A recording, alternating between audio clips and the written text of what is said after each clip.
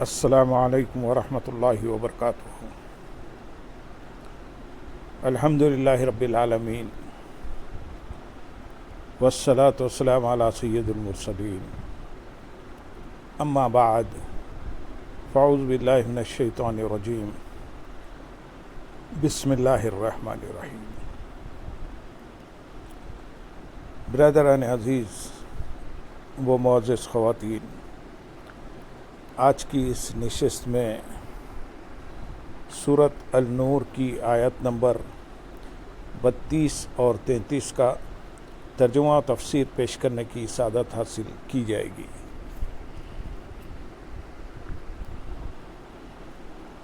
وَأَنكِحُوا الْأَيَامَ مِنكُمْ وَالصَّالِحِينَ مِنْ عِبَادِكُمْ وَإِمَائِكُمْ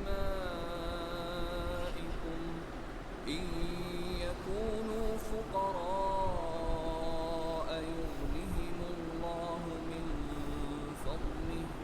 وَاللَّهُ وَاسِعٌ عَلِيمٌ۔ وَلْيَسْتَعْفِفِ الَّذِينَ لَا يَجِدُونَ نِكَاحًا حَتَّى يُغْنِيَهُمُ اللَّهُ مِنْ فَضْلِهِ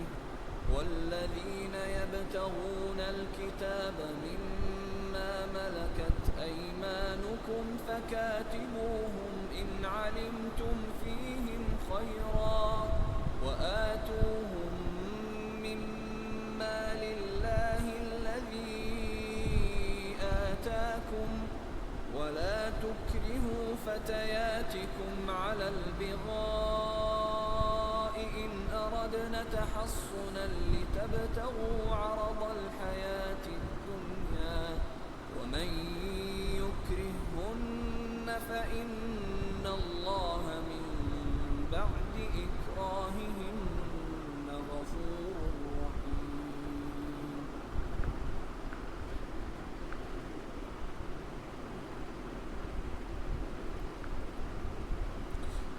اور تم میں سے جو بغیر نکاح کے ہوں اور تمہارے غلاموں اور لونڈیوں میں سے جو نیک ہیں ان کے نکاح کر دو۔ اگر وہ فقیر ہوں گے تو اللہ انہیں اپنے فضل سے غنی کر دے گا، اور اللہ وسعت والا علم والا ہے۔ اور تم میں سے جو بغیر نکاح کے ہوں ان کے نکاح کر دو۔ اس سے پہلی آیات میں اللہ تعالیٰ نے مردوں اور عورتوں کو نگاہیں جھکا کر رکھنے اور اپنی شرمگاہوں کی حفاظت کرنے کا حکم دیا۔ اب اس آیت میں شرمگاہوں کی حفاظت کا ایک طریقہ بیان کیا جا رہا ہے۔ چنانچہ ارشاد فرمایا کہ تم میں سے جو بغیر نکاح کے ہوں، خواہ مرد ہوں یا عورتیں، کنوارے یا غیر کنوارے، یعنی شادی شدہ تھے لیکن پھر طلاق یا ایک کی موت ہو گئی، اور تمہارے غلاموں اور لونڈیوں میں سے جو نیک ہیں ان کے نکاح کر دو۔ نکاح کرنے کا شرعی حکم یہ ہے کہ اعتدال کی حالت میں، یعنی نہ شہوت کا زیادہ غلبہ ہو اور نہ مرد بھی اور نامرد بھی نہ ہو،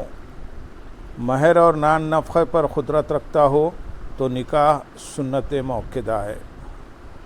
زنا میں پڑنے کا اندیشہ ہے اور زوجیت کے حقوق پورے کرنے پر قادر ہے تو واجب، اور اگر زنا میں پڑنے کا یقین ہو تو نکاح کرنا فرض ہے۔ زوجیت کے حقوق پورے نہ کر سکنے کا اندیشہ ہو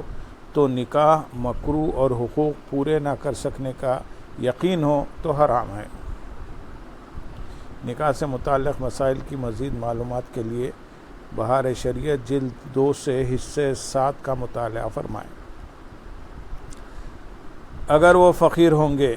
ارشاد فرمایا کہ اگر نکاح کرنے والے فقیر ہوں گے تو اللہ تعالیٰ انہیں اپنے فضل سے غنی کر دے گا۔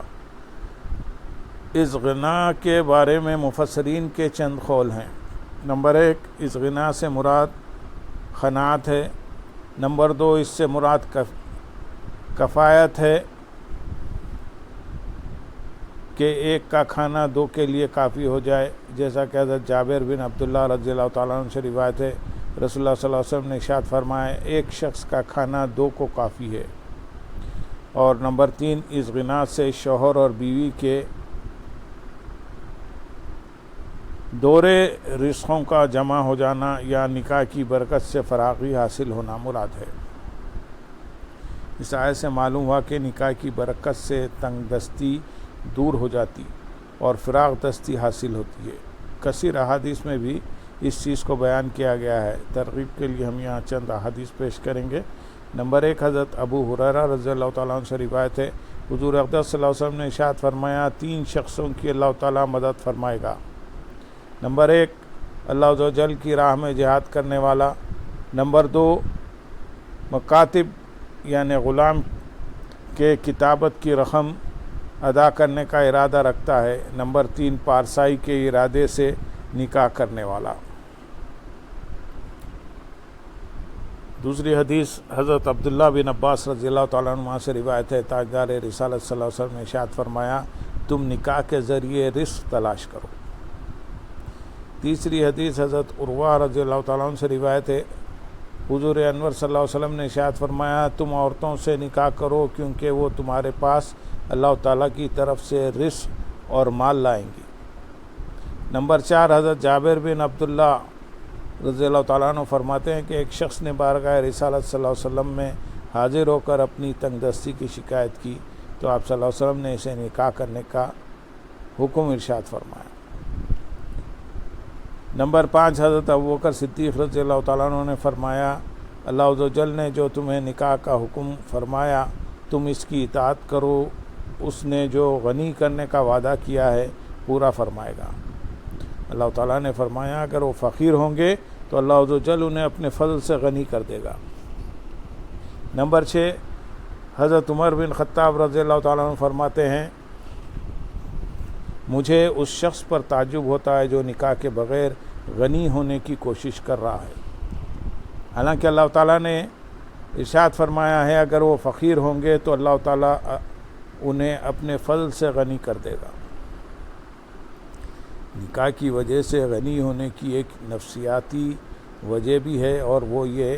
کہ اکیلا آدمی عموماً بے فکر ہوتا ہے، لیکن جب شادی ہو جاتی ہے تو احساس ذمہ داری پیدا ہو جاتی ہے تو آدمی تن دہی سے کوشش کرتا ہے، جس کے نتیجے میں اس کے لیے رزق کے دروازے کھل جاتے ہیں۔ اور اس بات کا ہزاروں لوگوں میں مشاہدہ بھی ہے کہ شادی سے پہلے بے فکر و بے روزگار اور دوستوں کے ساتھ وقت ضائع کر رہے ہوتے ہیں، لیکن شادی کے بعد کام بھی شروع کر دیتے ہیں اور فضولیات سے بھی بچنا شروع کر دیتے ہیں۔ آیت نمبر 33 میں ارشاد ہے، اور جو لوگ نکاح کرنے کی طاقت نہیں پاتے انہیں چاہیے کہ پاک دامنی اختیار کریں یہاں تک کہ اللہ انہیں اپنے فضل سے غنی کر دے، اور تمہارے غلام اور لونڈیوں میں سے جو مال کما کر دے دیں کی شرط پر آزادی کے طلبگار ہوں تو تم انہیں یہ معاہدہ لکھ دو، اگر تم ان میں کچھ بھلائی جانو اور تم ان کی اللہ کے اس مال سے مدد کرو جو اس سے تمہیں دیا ہے، اور تم دنیاوی زندگی کا مال طلب کرنے کے لیے اپنی کنیزوں کو بدکاری پر مجبور نہ کرو، خصوصاً اگر وہ خود بھی بچنا چاہتی ہوں، جو انہیں مجبور کرے گا تو بے شک اللہ ان کے مجبور کیے جانے کے بعد بہت بخشنے والا مہربان ہے۔ اور چاہیے کہ پاک دامنی اختیار کریں۔ اس آیت میں ان لوگوں کا حکم بیان کیا جا رہا ہے جو نکاح کرنے کی استطاعت نہیں رکھتے، چنانچہ ارشاد فرمایا کہ جو لوگ مہر اور نان نفقہ میسر نہ ہونے کی وجہ سے نکاح کرنے کی استطاعت نہیں رکھتے تو انہیں چاہیے کہ حرام کاری سے بچے رہیں یہاں تک کہ اللہ تعالیٰ انہیں اپنے فضل سے مالدار کر دے اور وہ مہر و نان و نفقہ ادا کرنے کے قابل ہو جائیں۔ یہاں نکاح کی استطاعت نہ رکھنے والوں کے بارے میں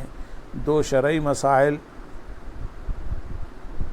بیان کریں گے۔ نمبر 1، اگر یہ اندیشہ ہے کہ نکاح کرے گا تو نان نفقہ نہ دے سکے گا یا جو ضروری باتیں ہیں ان کو پورا نہ کر سکے گا تو نکاح کرنا مکروہ ہے، اور اگر ان باتوں کا یقین ہو تو نکاح کرنا حرام ہے، مگر نکاح کر لیا تو نکاح بہرحال ہو جائے گا۔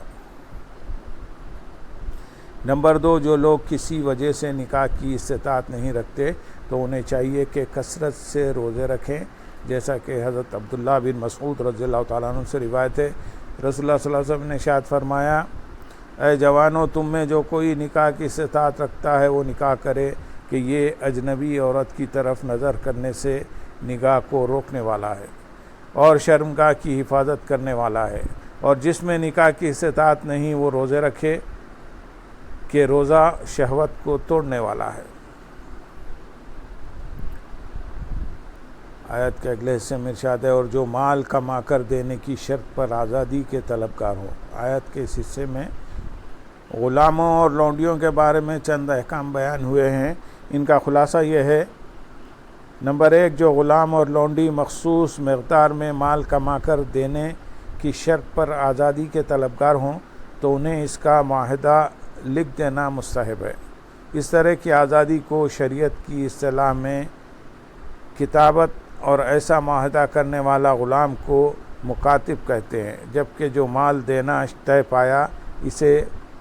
بدیل کتابت کہتے ہیں۔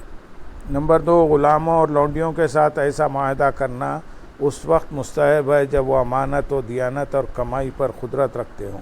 تاکہ وہ حلال روزی سے مال حاصل کر کے آزاد ہو سکیں اور اپنے آقا کو مال دے کر آزادی حاصل کرنے کے لیے بھیک نہ مانگتے پھریں۔ اسی لیے حضرت سلمان فارسی رضی اللہ تعالیٰ عنہ نے اپنے اس غلام کو مکاتب کرنے سے انکار کر دیا جو بھیک مانگنے کے علاوہ کمائی کا کوئی ذریعہ نہ رکھتا تھا۔ نمبر 3، مسلمانوں کو چاہیے کہ وہ مکاتب غلاموں کو زکوٰۃ وغیرہ دے کر ان کی مدد کریں تاکہ وہ بدلے کتابت دے کر اپنی گردن چھڑا سکیں اور آزاد ہو سکیں۔ اس آیت کا شان نزول یہ ہے کہ جو یتب بن عبد العزا کے غلام سبیح نے اپنے مولا سے کتابت کی درخواست کی،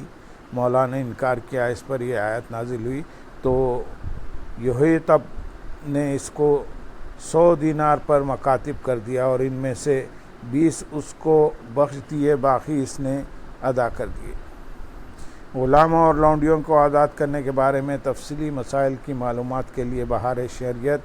جلد 2 حصے 9 سے آزاد کرنے کا بیان مطالعہ فرمائیں۔ نیز یاد رہے کہ فی زمانہ عالمی سطح پر انسانوں کو غلام یا لونڈی بنانے کا قانون ختم ہو چکا ہے، اور تم اپنی کنیزوں کو بدکاری پر مجبور نہ کرو۔ اس آیت کا شان نزول یہ ہے کہ عبداللہ بن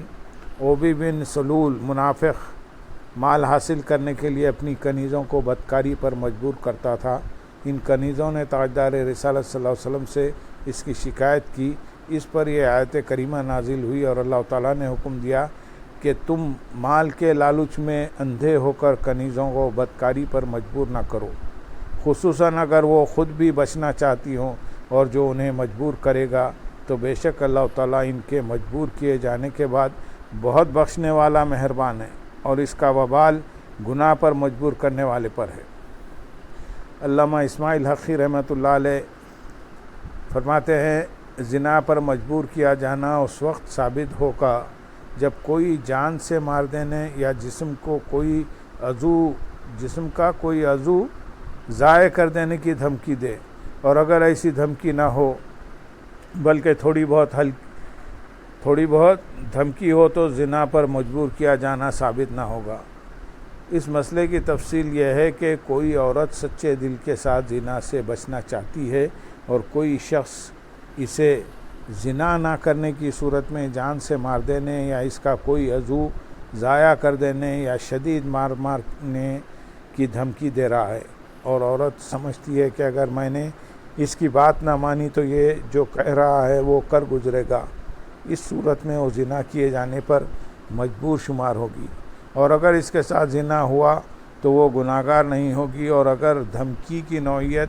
ایسی نہیں بلکہ قید کر دینے یا معمولی مارنے وغیرہ کی دھمکی ہے تو ایسی صورت میں عورت زنا پر مجبور شمار نہ ہوگی اور زنا ہونے کی صورت میں گناہگار بھی ہوگی۔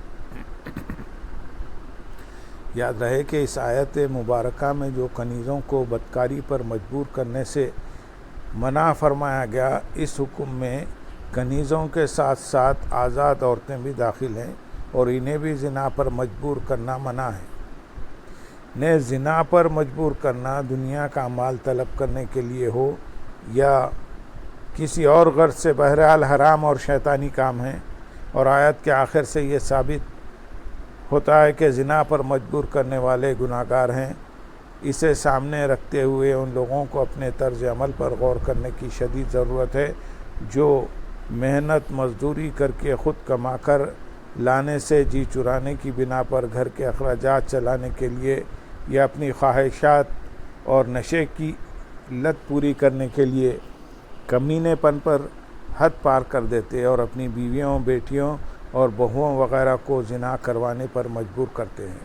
تاکہ اس ذریعے سے حاصل ہونے والا مال گھر کے اخراجات چلانے، اپنی خواہشات اور نشہ پورا کرنے میں کام آئے۔ اسی طرح وہ لوگ بھی اپنی حالت پر غور کریں جو عورتوں کو ورغلا کر پہلے ان کی گندی تصاویر اور ویڈیوز بنا لیتے ہیں یا ان کی نجی زندگی کے کچھ ایسے پہلو نوٹ کر لیتے ہیں جن کا ظاہر ہو جانا عورت اپنے حق میں شدید نقصان دہ سمجھتی ہے۔ پھر یہ لوگ ان چیزوں کو منظر عام پر لانے کی دھمکیاں دے کر انہیں زنا کروانے پر مجبور کرتے رہتے ہیں۔